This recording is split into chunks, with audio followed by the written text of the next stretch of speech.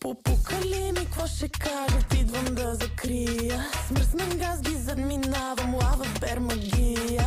Като те е страх от мечки, не ходи в гората по пътя. Хващай, мечката не се закача, откача. 4 по 4 пакета качвам в колата. Пуканки си пукам с моите братя на капака.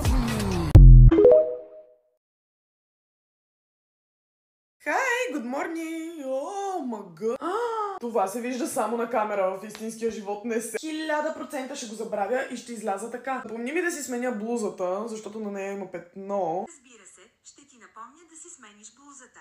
Трябваше днеска да поизчистя малко, понеже не е окей състоянието тук. Но май вместо това ще отида да се видя с мама. Реално, първо трябва да мина да си взема пратките, така че малко ще закъснея при мама. Можеш ли да изпратиш съобщение на мама? Ще закъснея малко и ще дойда след обед. Нали няма да излизаш? Готово. Съобщението е изпратено на мама.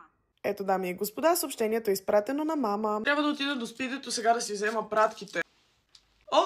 Ново напомняне. Да си сменя блузата. Знаех си, че ще забравя.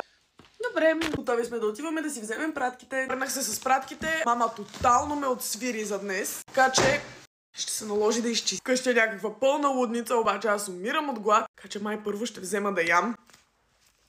Добави в календара почистване в 4 часа. Разбира се, само ми кажете в кой ден искате да добавя събитието. Днес. Добавих събитие, почистване за днес в 16:00 часа. Ето асистента добави в календара почистване от 4 до 5. Сега няма да ме остави да се измъкна. И да, знам, че всичко това мога да си го оправя и сама. Но можех и вчера. И не го направих.